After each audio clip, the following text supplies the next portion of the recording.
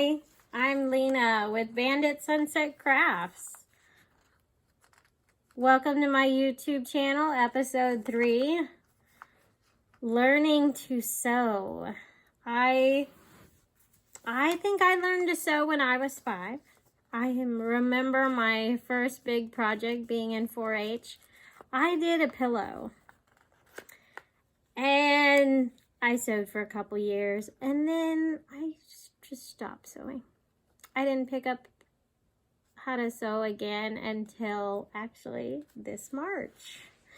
I had bought I was searching through Walmart, and I can never find a purse that I like. They never have enough pockets. I don't like the designs. I hate the colors. This time I hated every purse I saw, and I went, you know what? If you knew how to sew, you could make your own, right? And for some reason, I actually went over and I started looking at the sewing machines, and at the end of January, I picked up a sewing machine. Finally bit the bullet and bought one. I had never owned a sewing machine before. So this is my first one. I bought a Project Runway limited edition, brother. And I would love to say I learned sewing so fast. I did an amazing job. I threaded that machine like a master and made the bobbin in no time at all. I did an amazing job. Actually, I'm lying through my teeth. I did not learn how to do it. A friend of mine and I she tried to help walk me through it. We couldn't even get the bobbin to wind correctly. And we thought we were following all the little pictured steps of the 1, 2, 3, go around this and follow all the little steps to make it. But something was missing. It took us probably half a day to figure it out, about 4 hours, and we're finally like, this isn't working. So my friend goes, let's start watching some videos. There are some good videos out there. And we found some good ones at her house. And so the plan was for me to take it home, set it up. I set it up in my living room. Directly in front of where I'm sitting right now on a little table in front of my TV. And then I went through and hunted down the video on how to wind a bobbin. I found I'm a Cool Mom, her YouTube channel videos, and she has a great video on how to wind a bobbin for the Brother Project Runway limited edition machine. Has great lighting. She goes through it several different times from different angles so you can see what you're looking at and you can tell where it is on your machine, how she threads it. And I was able to thread the machine to do the bobbin in probably 5 minutes. And yes, I did put it on my TV. That's one of the beauties of having YouTube that you can put on your smart TV and on your smartphone. Very handy. Made it so much easier to see how to thread this thing when it's giant. And next video, she has another video where she shows you how to thread the machine. I don't know if you're a cool mom, but I'm a cool mom. You are very handy at learning how to use the Brother Project Runway machine. I don't even think I would have had a bobbin wound or figured out how to thread this thing without some visual help. I attempted to figure it out. I swear we looked at the manual here and there. How many of us actually read the manuals? Probably not as many as should read the manuals. Like I probably should have read the manual. But, you know, I don't do that very well either. But it was so handy. It was so useful to be able to watch those YouTube videos on my TV and be able to just go through it on my machine right in front of the TV. And be able to get everything set up. I guess that's one of the benefits of having no roommates and 2 dogs. I can have my sewing machine set up right in front of the TV and nobody's here to care. So once I got that set up, it was smooth sailing. Then I had to go hunt down something to sew on. And I am 4'11" and a half. And I must admit, there's rarely pants in my size on lengthwise because I need the really short ones. And so a lot of my clothing I had folded up the hems and then pinned them with all intent to sew the hems and fix them. There were several pants that never got fixed. And so I went through and hunted those down, and I actually hemmed some of my pants so that they're all the right length now.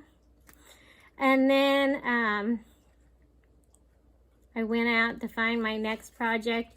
And, you know, I think it's a sign of the times because I always thought my first project would have been like a purse or a bag because that's originally what I bought it, thinking I would make. Or maybe some cute little dress or something. My first project has been making face masks.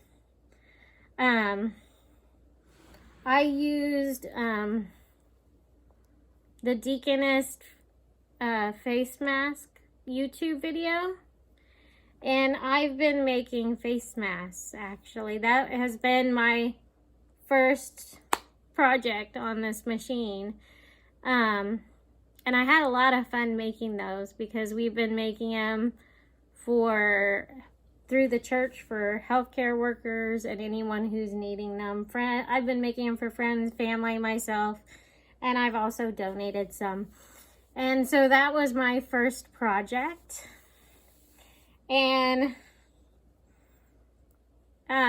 what I did is I cut fabric that was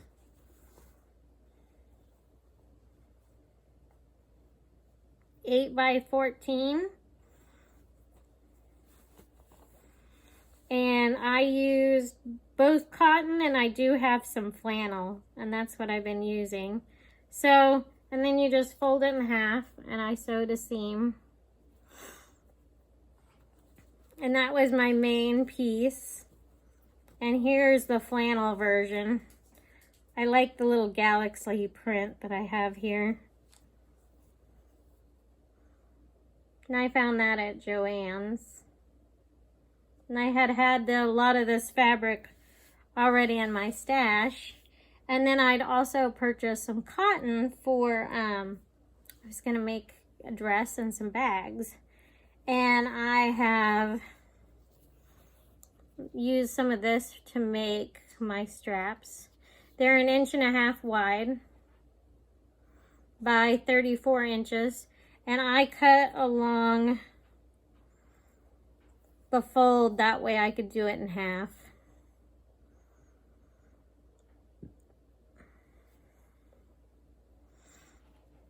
And what I do is I'll follow her pattern.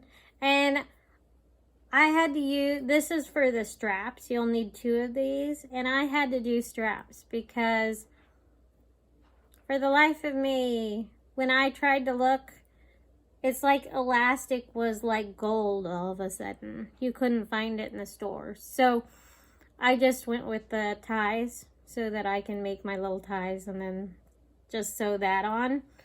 And so I haven't sewn in probably 15 years at least. And so coming from being 5 to 7 years old and then picking up trying out a machine again in adulthood, trying to figure it out, I was a little slow at figuring out how to do it. I had to learn how to do, make my own binding strips, because that's what your straps are going to be. And what you do is you fold them in half, and then you iron them. And then once you have that crease, you open it up and you fold the right side, top side down to the middle, and then the bottom side down up to the middle, so that you have something like that. And then you fold them in half. And I had to use pins, and I pinned everything down. And then once you do the whole strip, you make sure and find the middle. And I would put a little pin in the middle so that I knew exactly where the center of the strip was. And then with my 8x14 piece, I folded it in half, and then I sewed along the top. So you have this. And then I trim in the corners and flip it inside out. And then you're going to do the pleating. And you'll put 3 pleats throughout this. And I like to go the same direction in all the pleats. And you'll make pleats that are around 1 inch wide. And this is all outlined in the governess. She has a YouTube video, and then she has the files that shows you how to do her face masks. And it's very handy. And so you just lift it up a piece and you make them into little pleats. And then you make 3 of those pleats.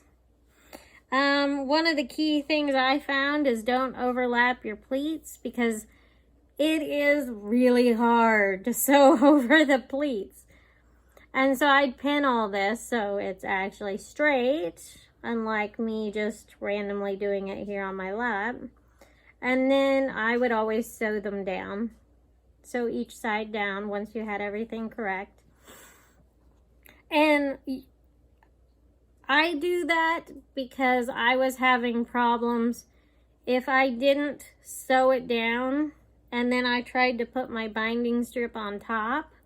I would have problems with lining up the binding strip and making sure that I sewed the mask and the binding strips all together along the side. And so I started sewing it down, the mask separate on both sides. And then I would pin down the binding strips and make sure they fit. And sometimes I would trim off the excess on the side so that I could get them to fit tightly on it. And then I would sew down the binding strips. And so I found I was intimidated at first because I hadn't sewn anything in ages. And the sheer idea of sewing down this 1/2 inch strip for 34 inches was like, am I going to be able to do that? But after I completed the first one, you get much faster once you know what you're doing, because I had learned how to make the binding strips. I'd pinned everything out. I had made a pattern so that I could duplicate the size and length of this piece, as well as also a strip that I would use that's 1.5 inches wide. And I made one that was 34 inches in case I did the full length, but I also made a strip to use as a pattern that is half the length, and that way I could just pin down those little patterns and just cut and go. And it works so much faster. And once I did the first one, I had so much more confidence when I made the others. So, and I don't know why, but I had always been intimidated by sewing machines. When my son was little and I was looking, part of it is just the cost of a machine.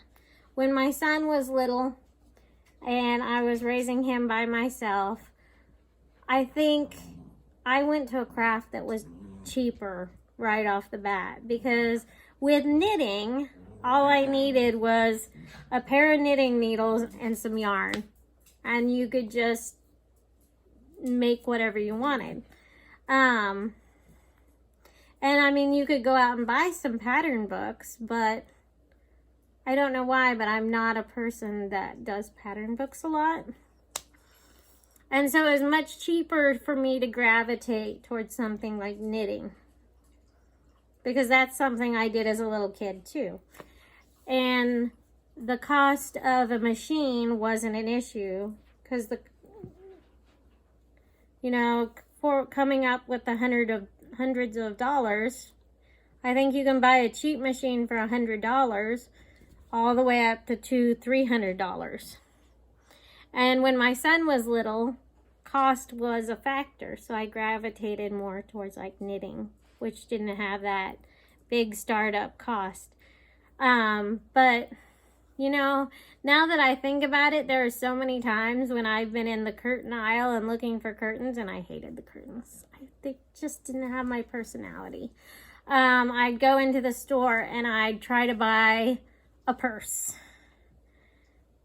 Never had enough pockets. I didn't like the way they looked. They were too heavy. Weren't made for high quality. And if I would have had a sewing machine, could have made my own. I could have fixed that problem. And I guess now I had enough. I could go. I finally decided, you know what? I'm going to try it. I don't know why I've been intimidated. I figured out so many other things that people find complicated. Why not a machine? I can do this.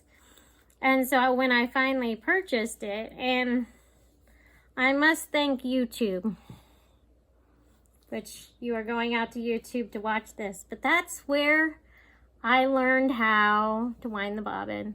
I learned how to thread the machine. I had watched some videos on hemming pants so that I could hem my pants correctly. I had one point where I was trying to use my machine, and I couldn't figure out what was going on, but I was sewing perfectly fine, and one side looked perfect while the other one was like gunky, matted mess. And I had changed the bobbin out multiple times and fixed that. I don't know why it wouldn't have worked. And so I think at one point my dad called while I was trying to figure it out. And we were trying to be sewing machine mechanics and trying to give each other ideas and figure out a sewing machine. My dad knows nothing about sewing machines, but he was happy to try to help me out. Or at least talk it over and look at the pictures and pretend he knows what he's doing like I was.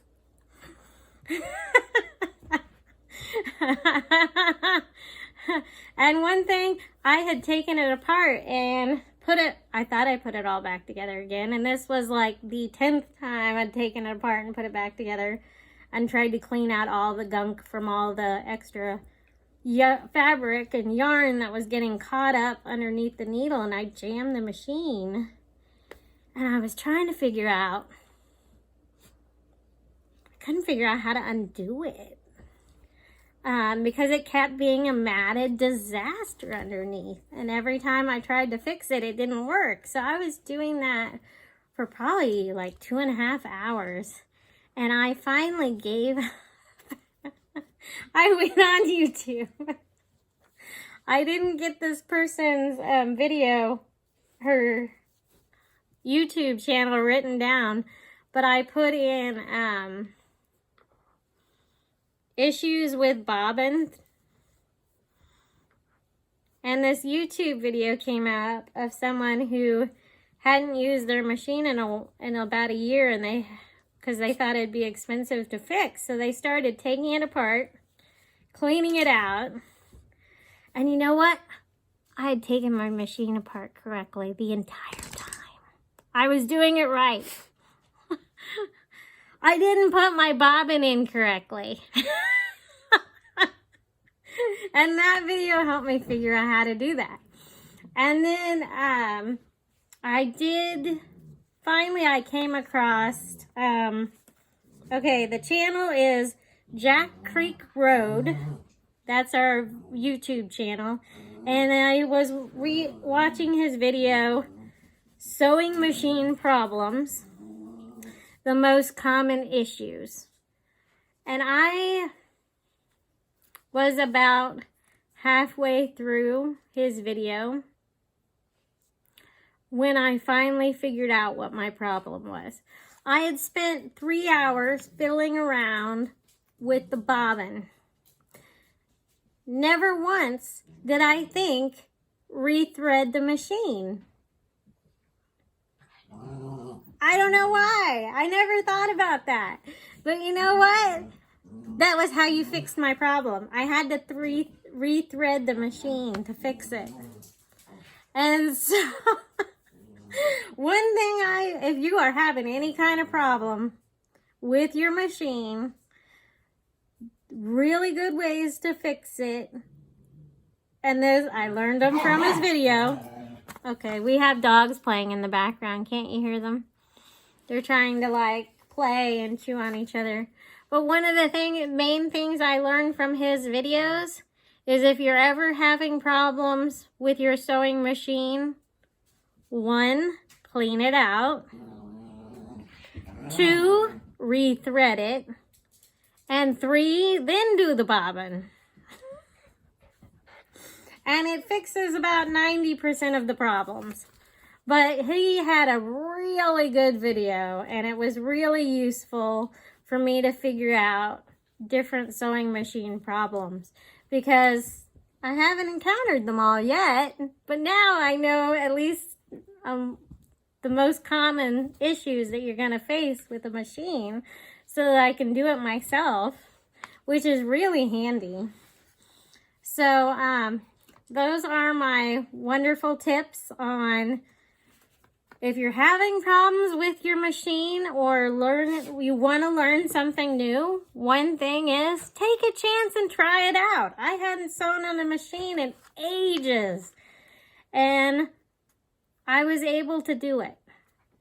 I was able to figure it out. I did have YouTube, so do you. Watch YouTube. There are lots of videos that'll help you out figuring stuff out. All kinds of things. Try something new. Take a chance and learn how to do it. And if you don't know what you're doing and you're confused on something, come back and see videos like mine. You'll find something to teach you how to do anything out there, which is wonderful.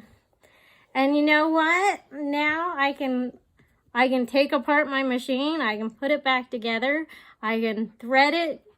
I can make my own bobbin. I can do a little maintenance. And I've only been working on this thing since October 23rd is when I started trying to figure out how to do it. That's when I first started. March 23rd, sorry. She's crazy. She's crazy. You cannot see what she's doing over here. But she is trying to eat my sleeve. She is licking me to death. And she's annoying the other dog in the house.